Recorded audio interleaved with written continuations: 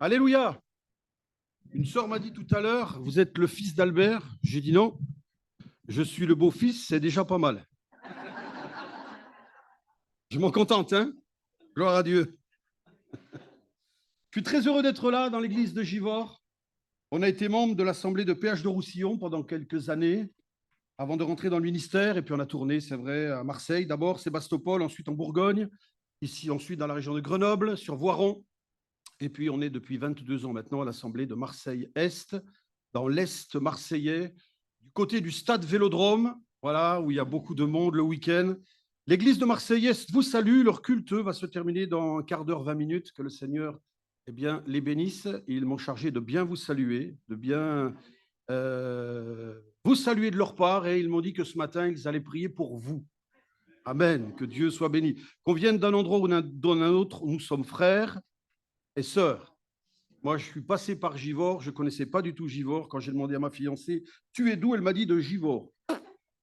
Je venais, moi, de Montbéliard, dans l'Est. Et puis, je l'ai rencontrée, je l'ai prise à Albert, et on est parti. Voilà, gloire à Dieu. Très heureux d'être là, et comme le disait le frère, très heureux de retrouver Robert aussi. On s'est connu avec son épouse il y a des années. Très heureux de voir les anciens aussi, les plus jeunes. C'est bien, parce qu'on ne connaît personne finalement, et on voit aussi, on le disait hier avec mon épouse, c'est l'œuvre de Dieu, l'Église. Jésus n'a-t-il pas dit, je bâtirai mon Église? Et c'est bien, parce qu'elle doit évoluer, elle doit grandir, elle doit se développer. Et quand on vient dans une église et qu'on ne reconnaît plus personne, on peut rendre gloire à Dieu, parce que c'est que l'œuvre de l'église, elle va de l'avant. Amen. Et comme disait le frère, c'est bien des prédications, on en écoute tout au long de la semaine, le mardi, le vendredi, enfin pour nous Marseille, le mardi, le vendredi, le samedi, la jeunesse, dimanche matin, dimanche après-midi, c'est génial. Mais je crois que dans ces temps qui sont les nôtres, ces temps de la fin, parce que vous êtes conscients que nous vivons des temps extraordinaires, nous vivons les temps de la fin. On n'a pas besoin d'entendre des prédications. On a besoin d'entendre la voix de Dieu. Les prédicateurs, des prédications, on en entend sur YouTube, de partout. Attention, on a besoin d'entendre la voix de Dieu, celle qui résonne dans le cœur, celle qui fait du bien à l'âme, celle qui fortifie, qui édifie et qui nous permet surtout de garder la bonne direction. Ce matin, je voudrais laisser sur votre cœur une parole. J'ai prié pour cette journée de dimanche. C'est dans l'Évangile selon Luc au chapitre 12, oh, un texte que l'on connaît, mais on aime la parole de Dieu. Voilà, je remercie Robert de son invitation. C'est un bonheur d'être là, vraiment, dans la présence du Seigneur. Luc chapitre 12, je voudrais dire avec vous à partir du verset 22, pardon. Luc 12, 22. Voilà, je vous laisse le temps de trouver. Jusqu'à 11h30, je démarrerai. Vous l'avez? C'est bon? Jésus dit ensuite à ses disciples, c'est pourquoi je vous dis, ne vous inquiétez pas pour votre vie, de ce que vous mangerez, ni pour votre corps, de quoi vous serez vêtus. La vie est plus que la nourriture, et le corps plus que le vêtement. Regardez, considérez les corbeaux. Ils ne sèment, ni ne moissonnent, ils n'ont ni cellier, ni grenier, et pourtant Dieu les nourrit. Combien ne valez-vous pas plus que les oiseaux? Qui de vous, par ses inquiétudes, peut ajouter une coudée à la durée de sa vie? Si donc vous ne pouvez même pas la moindre chose, pourquoi vous inquiétez-vous du reste? Considérez encore comment croissent les lys. Ils ne travaillent ni ne filent. Cependant, je vous dis que Salomon même, dans toute sa gloire, n'a pas été vêtu comme l'un d'eux. Si Dieu revêt ainsi l'herbe qui est aujourd'hui dans les champs et qui demain sera jetée au four, à combien plus forte raison vous vêtira-t-il, gens de peu de foi? Et vous, ne cherchez pas ce que vous mangerez, ce que vous boirez, ne soyez pas inquiets, car toutes ces choses, ce sont les païens du monde qui les recherchent. Votre Père sait que vous en avez besoin. Cherchez plutôt le royaume de Dieu, et toutes ces choses vous seront données par-dessus. Ne crains point, petit troupeau, car votre Père a trouvé bon de vous donner le royaume. Amen. Alléluia. Dans ces quelques verset que nous avons lu ensemble, il y a un mot qui revient avec force à 4 reprises, c'est le mot inquiétude. Ne soyez pas inquiets, inquiétude, inquiet, à 4 reprises. D'autres versions ne disent pas le mot inquiétude, mais le mot souci. Finalement, c'est la même chose. Et il faut reconnaître qu'aujourd'hui, c'est bien le mot du siècle. Face à tout ce qui se passe autour de nous, face aux crises que nous traversons, dans notre pays de France, dans notre Europe, on n'oublie pas l'Ukraine, on prie pour eux, face à la famine qui prend de l'ampleur, face aux dérives aussi dans le domaine spirituel, le souci, l'inquiétude, c'est le mot du siècle. Combien l'homme aujourd'hui est en souci? Il a du souci pour son avenir. Que vais-je devenir demain? On se fait du souci pour nos familles. Allez, ne me dites pas le contraire. On s'inquiète pour nos enfants. Et combien on dit, mais dans quel monde ils vont vivre demain? On se fait du souci pour le travail. À l'époque, quand on commençait à travailler dans une entreprise, on allait jusqu'au bout. J'ai mon beau-frère qui est là. Il a toujours fait carrière dans la même entreprise. Pas vrai, Jean-Luc? Eh ouais.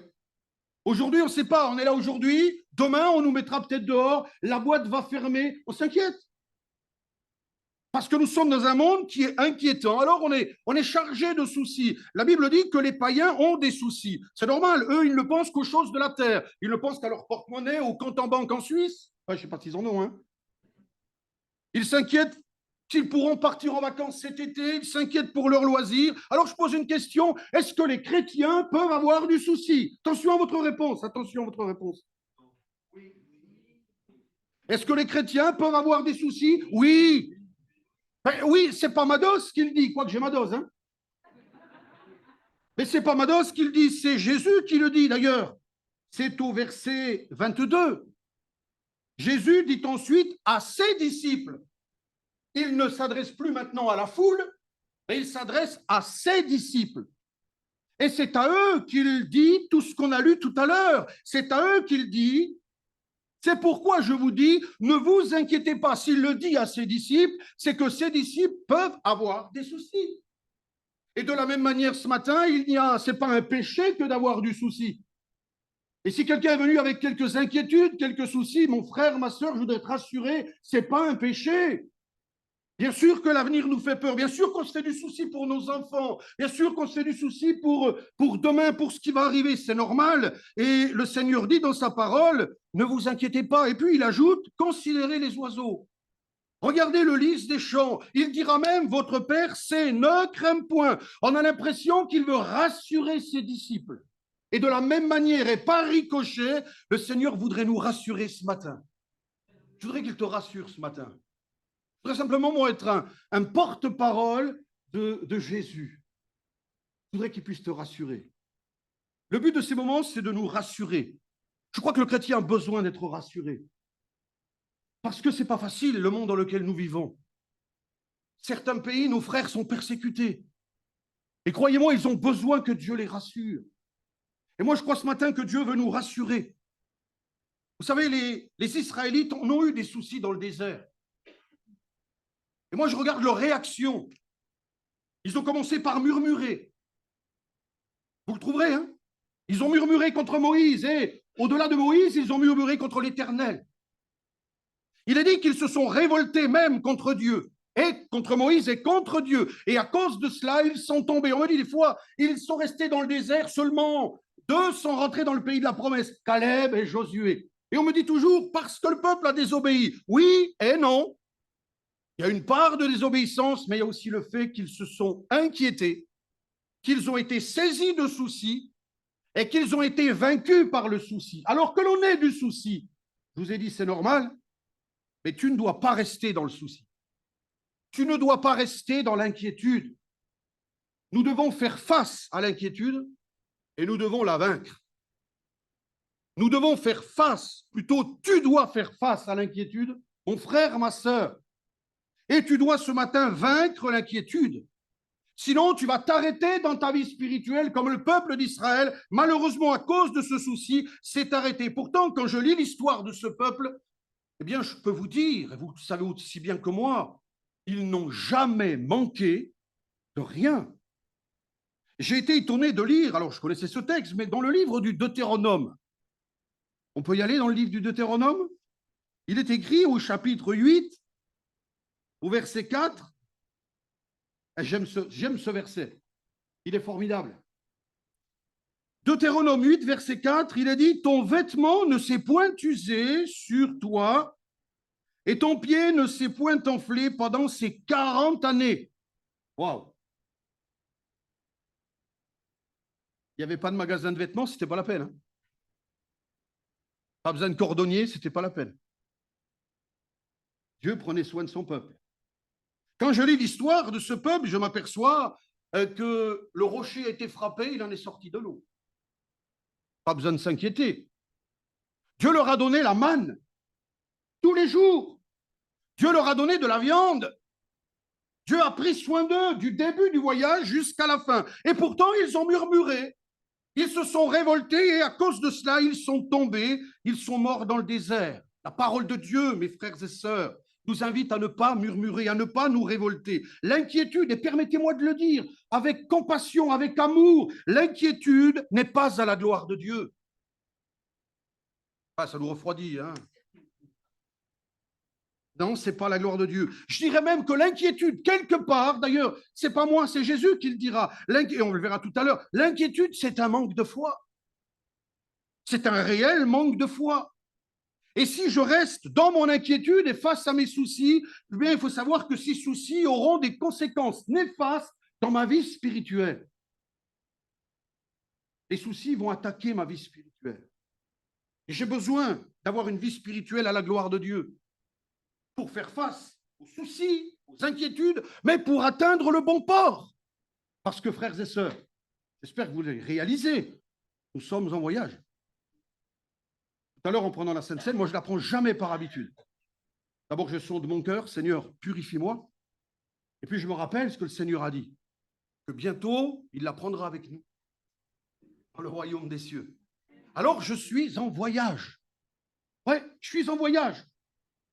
Et je ne veux pas m'arrêter avant. Je veux aller jusqu'au bout. Seulement, l'inquiétude, ça vient du diable. Dans le but de nous arrêter dans la vie spirituelle. Les soucis, les inquiétudes, d'abord, vont empêcher la parole de Dieu de fructifier en moi. Ben oui, quand on a des soucis, qu'on est à l'église, le frère, il peut faire chanter tout son cœur. On n'est pas là. On pense à ceci, on pense à notre fils, à notre fille. On pense au travail le lendemain. J'ai un rendez-vous avec mon patron, ça va être difficile. Pourquoi il veut me voir? Il y a plein d'inquiétudes. Et on n'est plus là. Et la parole de Dieu, elle ne peut pas grandir. Ce n'est pas moi qui le dis, on peut le lire ensemble. Matthieu 12, Matthieu chapitre 12, c'est le verset 22. Matthieu chapitre 12.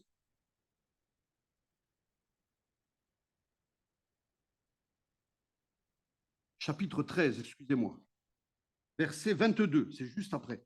Matthieu 13, 22. Celui qui a reçu la semence parmi les épines, c'est celui qui entend la parole, mais en qui les soucis ou les inquiétudes du siècle et la séduction des richesses étouffent cette parole et la rendent infructueuse. Vous voyez, les soucis vont empêcher la parole de grandir en moi. Je peux écouter le prédicateur, je peux écouter une belle prédication. Dès que je suis sur le parking, c'est fini.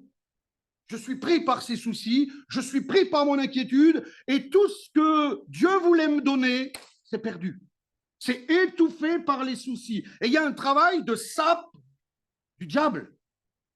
Non seulement ces soucis vont étouffer la parole de Dieu, mais les soucis vont avoir un autre impact. Elles vont m'endormir spirituellement.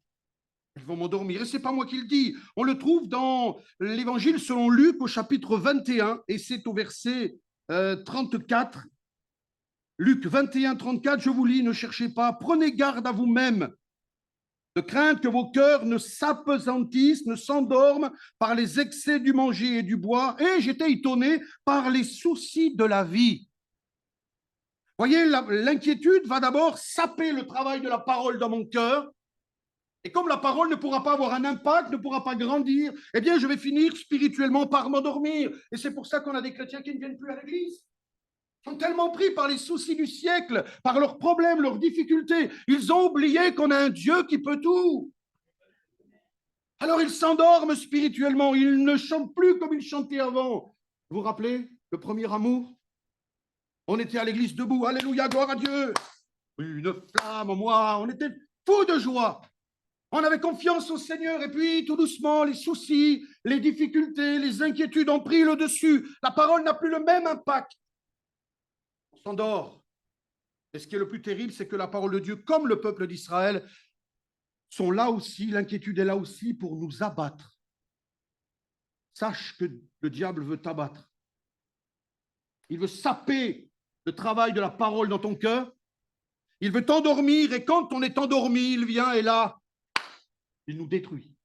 Et là encore, ce n'est pas moi qui le dis, mais on le trouve dans le livre des Proverbes, au chapitre 12. Il y a le verset, Proverbes chapitre 12, et on va lire le verset 25.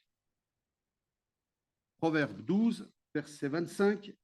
L'inquiétude dans le cœur de l'homme là-bas. C'est clair?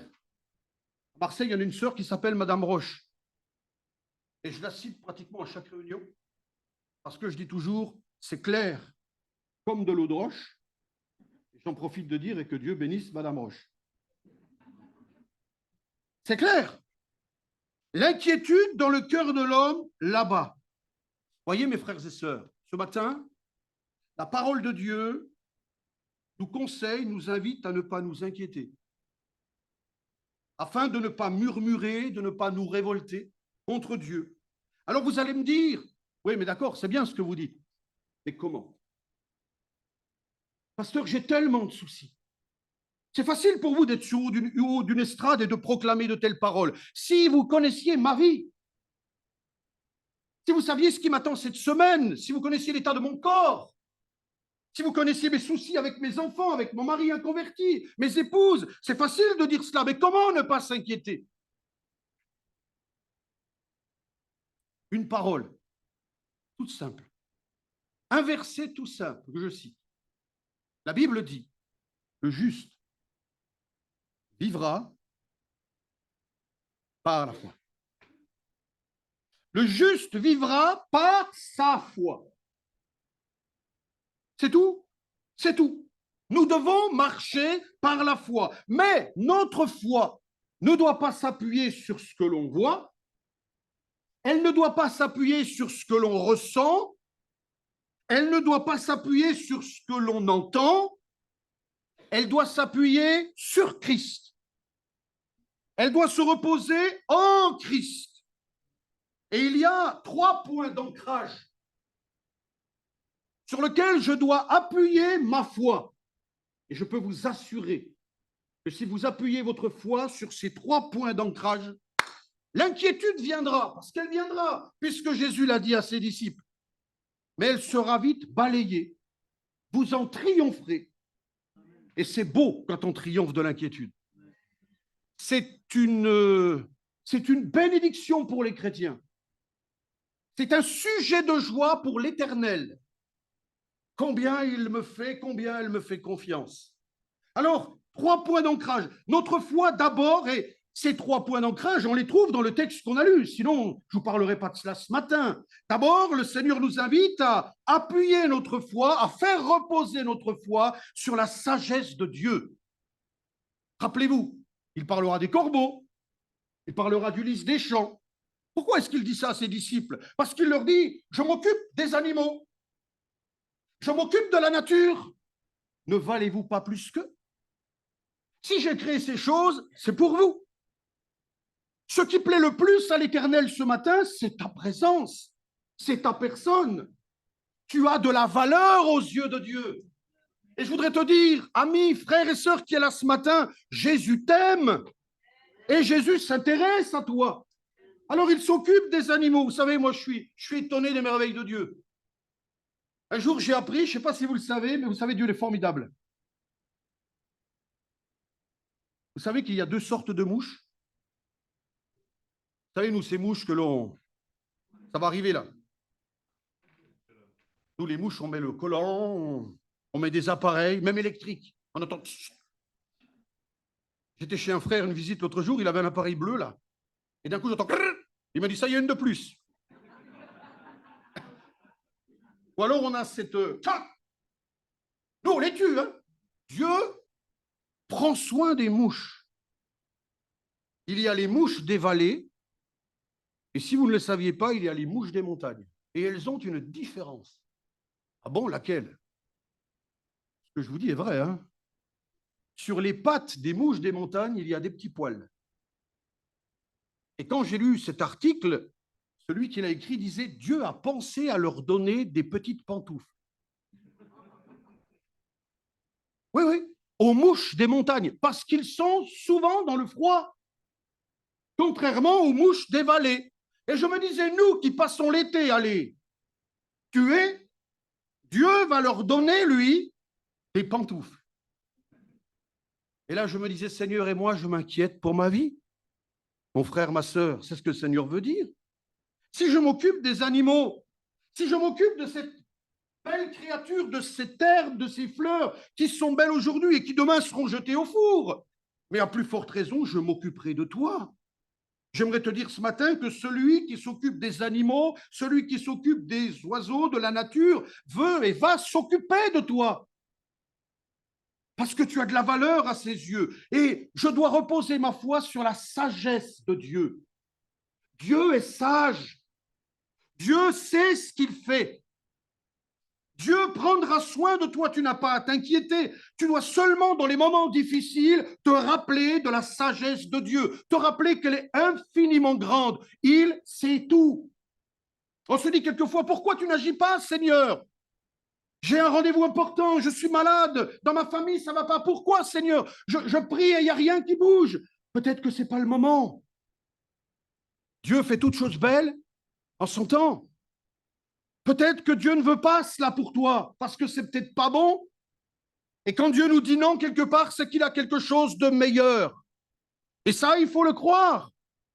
Alors quand les soucis arrivent, quand l'adversité arrive, quand le découragement voudrait s'emparer de ma vie, rappelez-vous, Dieu est sage.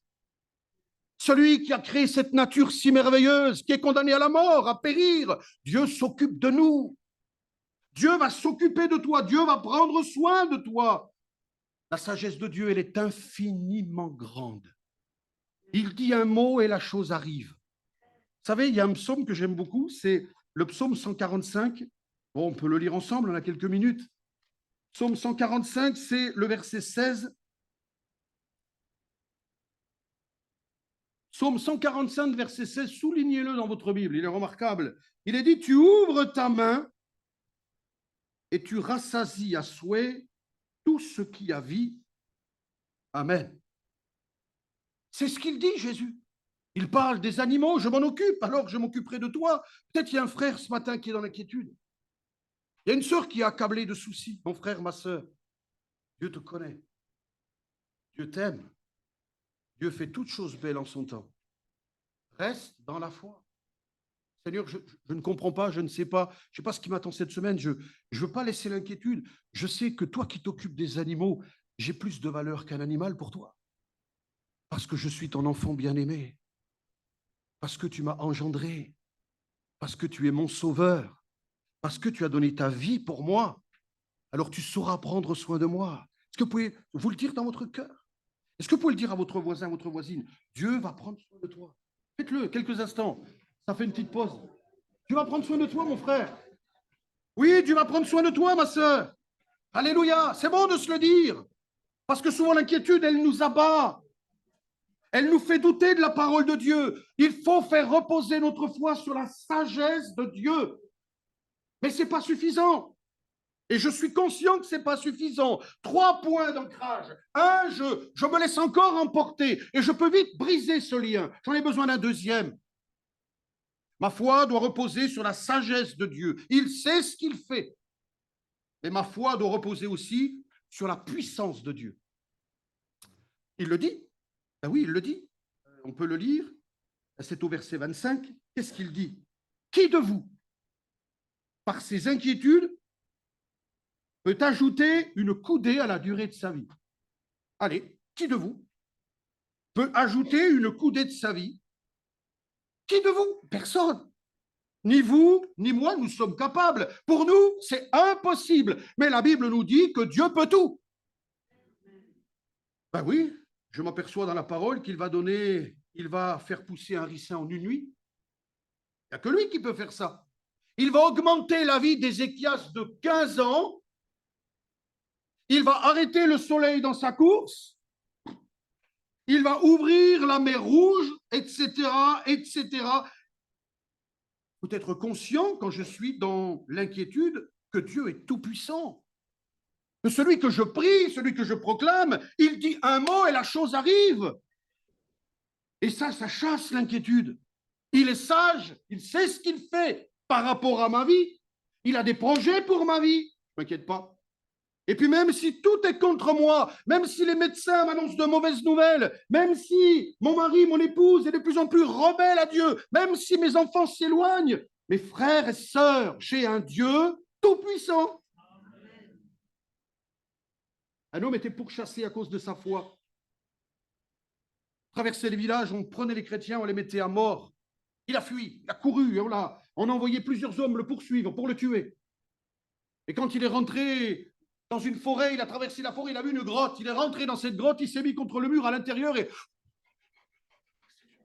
il était inquiet. Hein, Seigneur, fais quelque chose, fais quelque chose. Et vous savez, les soldats arrivaient derrière, il a prié, et vous savez ce que Dieu a fait? Il a parlé à une petite araignée. Mais Dieu ne parle pas aux animaux, il n'est pas capable. Il n'est pas capable. Il a parlé à une ânesse. Il a fait même parler une ânesse. Il a parlé à un gros poisson, oui, en lui disant, tu vas retourner à Ninive tout de suite et tu vas me ramener mon serviteur là-bas. C'est vrai ou pas? Il va même parler à des corbeaux. Vous allez me nourrir, Élie. Et vous savez, en choisissant des corbeaux, c'était pas simple parce que les corbeaux mangent la viande. Imaginez les corbeaux avec la viande dans la bouche. C'est pas un fromage, mais con. Non, non, vous mangez pas, c'est pour mon serviteur. Il n'est pas capable de parler à une araignée? Et rapidement, l'araignée, elle a fait une toile à toute vitesse à l'entrée de la grotte. Lorsque derrière, les ennemis sont arrivés, ils ont vu cette grotte, il est dedans. Et tout à coup, quelqu'un a tapé sur l'épaule du chef. Non, c'est pas la peine. Pourquoi? Regarde, il y a une toile d'araignée. S'il était rentré, la toile aurait été déchirée. Ils sont partis. Et cet homme a pu sortir. Et quand il est sorti, qu'il a vu cette toile, il a dit, mais c'est pas possible de faire une toile aussi vite. Merci Seigneur parce que tu es tout puissant. Est-ce que tu peux le dire à ton cœur ce matin? Pardonne-moi pour l'inquiétude, Seigneur. J'avais oublié que tu es un Dieu sage, qui sait ce qu'il fait en son temps. Pardon, Seigneur, j'avais oublié que tu es un Dieu tout-puissant, qui dit un mot et la chose arrive. Et je voudrais même aller plus loin encore, mes frères et sœurs. Non seulement il est tout-puissant, tenez-vous bien votre chaise, mais en lui, nous sommes tout-puissants. Il n'y a pas beaucoup d'amen là. Hein. Oui, je vais vous le prouver, bien sûr. Vous savez, dans la Bible, il est dit que l'homme, il est faible. Et nous sommes tous des faibles. Qu'est-ce qu'on est devant le cancer, vous et moi? Rien. Qu'est-ce qu'on est devant un couple qui divorce? Rien. Qu'est-ce qu'on peut faire et qu'est-ce qu'on est devant un enfant qui se drogue? Rien. L'homme, il est faible. Et vous êtes d'accord avec ça? La Bible dit que le diable, il est appelé l'homme fort. Il est plus fort que moi. Il est plus fort que nous tous réunis. Mais la Bible dit que Jésus, le Fils de Dieu, est appelé l'homme très fort. Il est plus fort que le diable. Or, vous suivez mon raisonnement? Si moi, le faible, je reçois Jésus dans mon cœur, de faible que je suis, je deviens pas fort, très fort. Vous êtes d'accord? Ouais, d'accord, mais ça, c'est la théorie. Ah ben, il y a la pratique. Il y a la pratique. Rappelez-vous, Pierre, quand Jésus arrive sur l'eau, Pierre le téméraire, si c'est toi, Seigneur, permets que je vienne à ta rencontre. Qu'est-ce que Jésus lui dit? À Marseille, on dit, viens. Viens. Et là, moi, je suis téméraire. Hein. Mettre le pied au-dessus de la barque, je l'aurais fait. Franchement, je l'aurais fait. Mais il y a un moment donné, il faut y aller. Je ne sais pas si je l'aurais fait. Hein. Et lui, il a fait.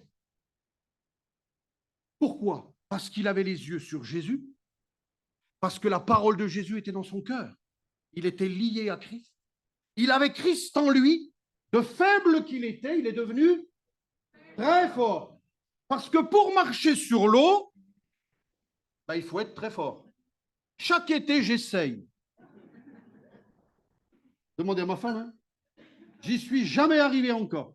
Je dis, Seigneur, s'il te plaît, permets-le au moins une fois. Je ne suis jamais arrivé. Pierre a marché sur l'eau. Il était très fort, oui, les yeux sur Jésus. Mais qu'est-ce qui arrive? À un moment donné, il détourne, et c'est le rôle des inquiétudes, détourne son regard de Jésus. Il se dit, qu'est-ce que tu fais là? Oh Pierre, pince-toi. Qu'est-ce que tu fais là? Il voit les vagues, il entend le vent siffler et il s'inquiète. Mais qu'est-ce que je fais là? L'inquiétude prend le dessus, de très fort qu'il est, parce qu'il ne voit plus Jésus, il n'entend plus la parole du Seigneur. Il ne se rappelle plus qu'il est tout-puissant, ce Jésus. De très fort qu'il est, il redevient. Et qu'est-ce qui arrive? Il coule. Parce que le faible qu'est l'homme, il ne peut pas marcher sur l'eau. Heureusement que Jésus est bon. Il lui tend la main, il le relève, et qu'est-ce qu'il lui dit? Mais où est ta foi? Seigneur, fais-nous réaliser ce matin qu'en toi, nous sommes très forts et que les problèmes, les maladies, les difficultés, nous pouvons les combattre et les vaincre. Je ne peux pas empêcher le souci de venir, non, puisqu'il le dit à ses disciples, je ne peux pas empêcher l'inquiétude de venir, mais je peux la vaincre. En proclamant chaque jour dans mon cœur, dans ma prière intime, personnelle, en couple, à l'église, Seigneur, je pose ma foi sur ta sagesse, je pose ma foi sur ta toute-puissance. Tu es glorieux, Seigneur. Et puis, je dois placer ma foi sur un dernier. Vous savez, 3, c'est le minimum pour être bien ancré. Vous avez des tabourets à 3 pieds. 2, ça n'existe pas. 1, c'était dans le temps pour traire les vaches. Mais le minimum, c'est 3. La sagesse de Dieu, la puissance de Dieu, notre foi doit reposer sur la bonté du Seigneur. Remarquez qu'au verset 30, il dira « Votre Père, c'est ». C'est drôle. Un peu plus haut, il dira « Votre Dieu, notre Dieu, votre Dieu ». Là, il change et il dit « Votre Père, c'est ». Il y a quelque chose qui change. Il leur rappelle qu'il est leur Père. Il leur rappelle qu'il est le bon berger, celui qui les aime. Quand on parle d'un Père, c'est celui qui nous aime. Et il leur dit, votre Père sait. J'aimerais te dire ce matin, ton Père sait. Ton Père connaît ta situation. Ton Père connaît tes besoins. Il connaît tes souffrances. Il a vu tes larmes cette nuit. Il connaît ton ras-le-bol. Il connaît tes inquiétudes et tes peines. Il est sage, l'Éternel. Il est tout-puissant, l'Éternel. Mais par-dessus tout cela, il t'aime. Comme un véritable papa, parce qu'aujourd'hui, malheureusement, comme un véritable papa aime son fils. Vous savez, il y a une parole que je serre toujours sur mon cœur, c'est dans le livre du prophète Ésaïe. C'est au verset 49, Ésaïe 49, verset 14. Si on disait l'Éternel m'abandonne, le Seigneur m'oublie, des fois on est comme cela, hein, quand on est dans l'inquiétude, dans les soucis. Et la réponse, une femme oublie-t-elle l'enfant qu'elle allait? N'a-t-elle pas pitié du fruit de ses entrailles quand elle l'oublierait, moi, l'Éternel? Je ne t'oublierai jamais. Voici, je t'ai gravé sur mes mains, tes murs sont toujours devant mes yeux. Alléluia. Et nous l'avons vu réaliser combien de fois nous avons connu des frères, des sœurs qui, par l'inquiétude, sont partis, ont quitté l'Église. On en a souffert, on en a pleuré, mais on a prié pour eux. Et quel bonheur de les voir revenir. Qu'est-ce qui a fait qu'ils sont revenus dans la maison de Dieu? Ils ont été saisis par l'amour de Dieu. Mon frère, ma sœur, peut-être quelqu'un est sur le point de dire, moi j'en peux plus, j'arrête, Seigneur ne me répond pas. Rappelle-toi qu'il est sage, qu'il te connaît par cœur. Il sait et il fera en son temps les merveilles qu'il a prévues pour toi. Il a des projets pour ta vie. Dis-le à ton cœur, oui, Dieu a des projets pour moi. Et je veux chasser l'inquiétude. Mais comment les réaliser? Dieu est tout puissant pour cela. Pourrez-vous raconter des témoignages de la puissance de Dieu? Je crois qu'il est tout puissant.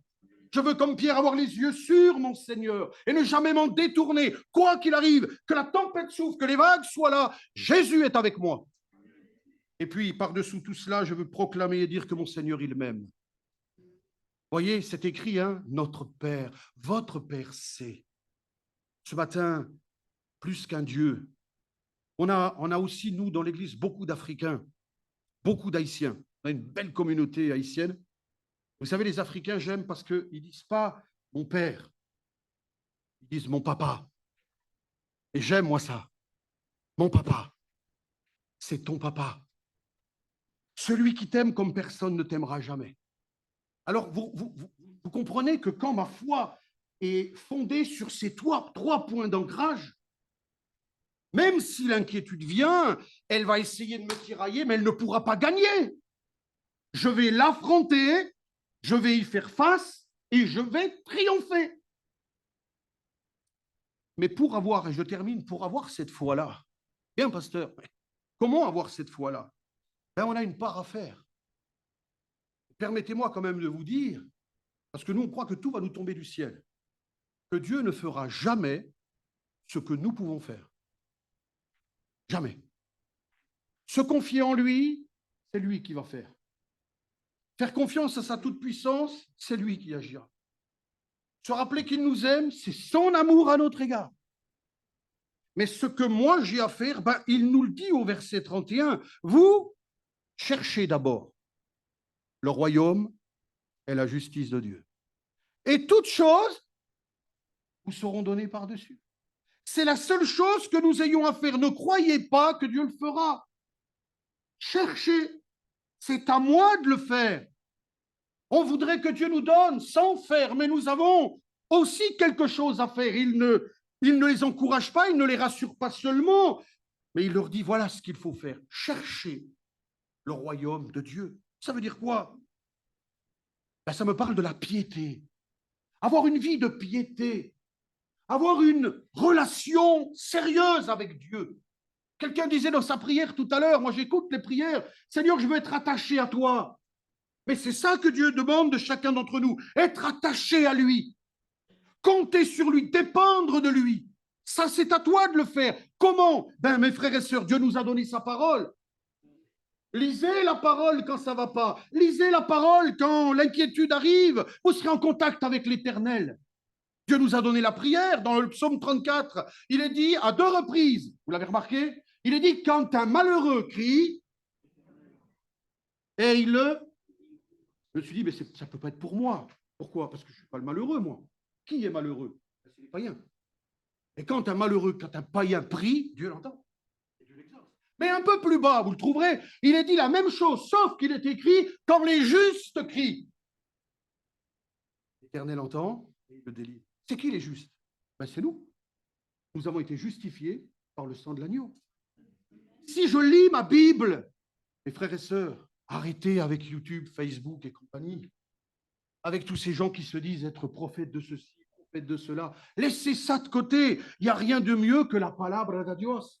Je parle aussi espagnol de temps en temps. Lisez la parole de Dieu. Tenez-vous dans l'intimité avec Jésus. Priez-le, ouvrez votre cœur. Et puis Dieu nous a donné son Saint-Esprit. La Bible dit que le royaume de Dieu, c'est la justice, la paix et la joie par le Saint-Esprit. Et tout ça nous parle de la piété. Si tu cherches Dieu de tout ton cœur, de toute ton âme et de toute ta force, alors ta foi sera solidement ancrée et les difficultés, elles passeront et tu verras sa gloire. J'ai juste quelques minutes pour donner un témoignage. Je termine. J'ai écouté, j'étais à l'époque, j'ai passé une semaine à l'ITB à Bordeaux, il y a des années, c'était en 98. Une semaine. Et dans l'église, le mardi soir, je prêchais la parole et il y avait quelqu'un qui témoignait. Son témoignage m'a bouleversé. Un homme qui disait, voilà, je dois dire que j'étais directeur d'une grande société, une énorme société. Il était, pas le directeur, qu'on appelle expert comptable. Et puis un jour, son grand patron l'a appelé au bureau et lui a dit, on a des soucis cette année, il va falloir que tu enlèves quelques petits zéros par là. Et que là, tu rajoutes quelques petits zéros pour équilibrer. Bon, tu m'as compris, tu fais un peu de la fraude. Lui est parti dans son bureau, il était chrétien. Frères et sœurs, si on veut que Dieu nous bénisse, il faut être carré. Hein. Pas de compromis. Qu'est-ce que je fais? Il aurait pu dire, Seigneur, tu comprends, c'est ma place qui est en jeu. Je viens d'acheter une maison, j'ai 3 enfants. Il a retourné voir son patron. Je peux pas. Comment tu peux pas? Non, je peux pas. Je suis chrétien. Oui, d'accord, tu es chrétien, mais moi, tu sois chrétien ou pas, il faut que tu le fasses. Hein. Non, je peux pas. Je te donne jusqu'à ce soir. Le soir, avant de partir, il est revenu, il a dit non, je ne peux pas le faire, je suis chrétien, je veux que ma vie plaise à Dieu. D'accord, je trouverai des fautes contre toi et je te ferai mettre dehors. 2 jours après, il reçoit une lettre commandée avec avis de réception, viré, avec des témoignages contre lui. Pas de chômage, rien. Aucune société ne voulait le reprendre. C'était fini. Se retrouver avec sa femme. Vous comprenez que l'inquiétude était là? Que les soucis ont pris la place? Et on le comprend. Seulement lui, il était ancré en Dieu. Avec son épouse, ses enfants sont tenus par la main. C'est lui qui le dit. Seigneur, tu es le Dieu qui pourvoit. Tu es le Dieu qui peut tout. Tu vois la situation dans laquelle je me trouve. J'ai aucune solution, mais tu es ma solution. Et je resterai fidèle, Seigneur. J'ai confiance en toi. D'accord? D'accord. Une semaine est passée, 2 semaines est passée. Il vivait sur ce qu'il avait gagné, mais il y avait des échéances. Mais Dieu est sage. Dieu est tout-puissant. Et Dieu est un papa. Ce même patron, 3 semaines après, était dans un repas d'affaires. Vous savez, les repas d'affaires. On mange, on parle. Alors, il parle d'affaires. Dans un repas d'affaires, on parle d'affaires, hein? Il parle d'affaires, et puis après le repas, il s'allume un gros cigare, et là, il parle un peu de ce qu'ils vivent dans leurs différentes sociétés. Il se moque d'un tel, il rigole de celui-ci. Et lui n'a pas trouvé mieux à dire. Dieu conduit les choses. Hein.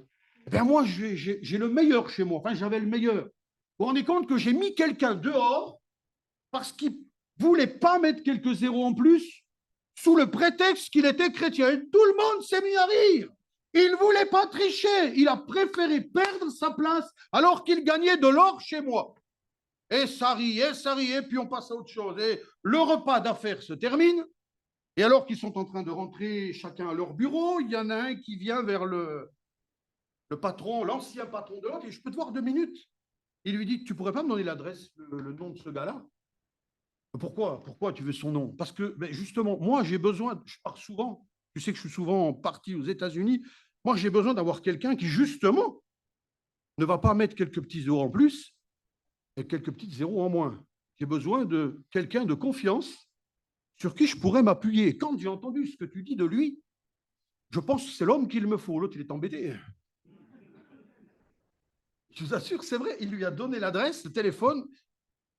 Le lendemain, il reçoit un appel, voilà, je suis le grand directeur d'une société plus grande encore. Est-ce que vous pouvez venir chez moi, enfin à mon bureau, demain?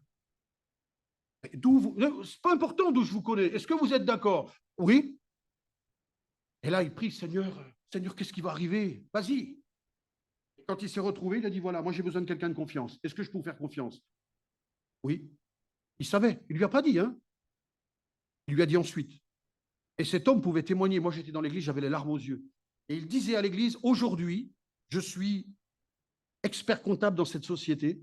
Je suis même le second du directeur. Et il disait, en souriant, je gagne plus qu'avant et je travaille moins. Mes frères et sœurs, elle est vraie. Ce témoignage est vrai.